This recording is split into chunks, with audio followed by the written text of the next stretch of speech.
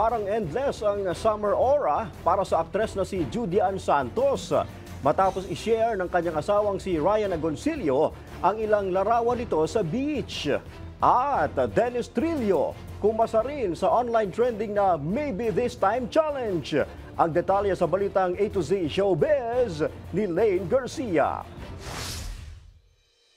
May Judy Ann. Ganyan inilarawan ng aktor at host na si Ryan Agoncillo ang asawang si Judy Ann Santos. Sa kanyang Instagram post, proud na ibinahagi ni Ryan ang snaps ng black and white photos ni Juday na naka two-piece swimsuit sa beach. Wow na wow naman ang comments ng mga kapwa celebrities tulad ni na Iza Calzado, Marvin Agustin, Agot Isidro at Bianca Gonzalez dahil nga sa summer is not yet over aura ni Juday. Kinilig din ang mga netizen at nagbigay rin ng positive comments sa post ni Ryan.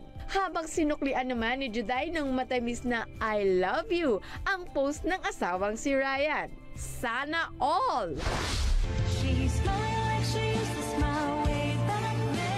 Samantala, Dennis Trillo dancing Maybe This Time? Totoo ba?